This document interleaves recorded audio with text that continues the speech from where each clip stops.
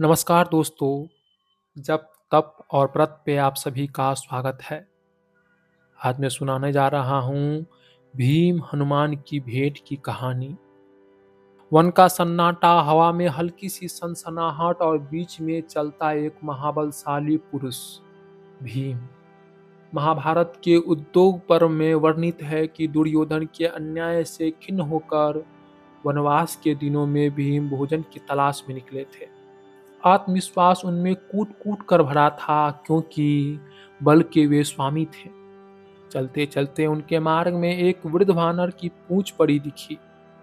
पूंछ साधारण थी पर स्वर था गंभीर। वानर ने मुस्कुराकर कहा, पुत्र मैं वृद्ध हूँ, मेरा पूंछ हटाकर आगे बढ़ जाओ। भीम को यह बात अपमानजनक लगी।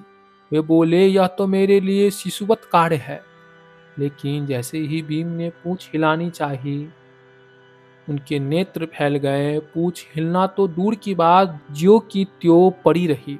भीम ने पूरा बल लगाया पर पूंछ तनिक भी न हिली। उनका मद चूर होने लगा। तभी वृद्ध वानर ने अपनी असली पहचान प्रकट की। वे कोई और नहीं, महाबली हनुमान, वायुपुत्र और भीम के ज्येष्ठ भ्राता। भीम नतमस्तक हो गए। हनुमान ने उनके कंधे पर हाथ रखा और कहा, बल बड़ा होता है पर विनम्रता उससे भी बड़ी।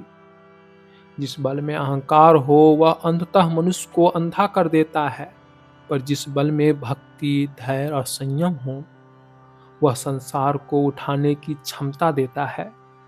भीम ने सिर झुकाकर यह शिक्षा ग्रहण की और हनुमान से आशीर्वाद मांगा। हनुमान ने कहा, महाभारत के युद्ध में मैं तुम्हारे ध्वज पर रहूंगा, ताकि तुम्हें स्मरण रहे कि बल हमेशा धर्म के लिए ही उठे। इस कथा का वैज्ञानिक और मनोवैज्ञानिक अर्थ गहरा है।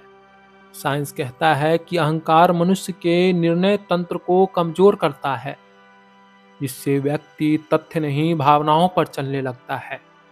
वही विनम्रता मस्तिष्क में सेरोटोनिन और ऑक्सीटोसिन बढ़ाती है, जो फोकस, संतुलन और स्थिरता को मजबूत बनाती है।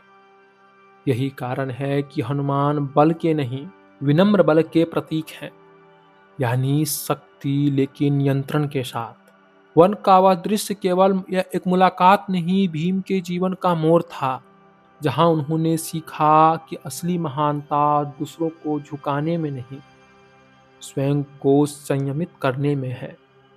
और इस कहानी से हमें यह जीवन सीख मिलती है कि प्रतिभा, ताकत, सफलता सब व्यर्थ है यदि उनमें विनम्रता न हो। जीवन में जब भी अपनी शक्ति पर गर्व बढ़े, एक क्षण रुककर स्वयं से पूछो, क्या मैं सेवा कर रहा हूँ या साबित? क्योंकि जहाँ अहंकार कम होता है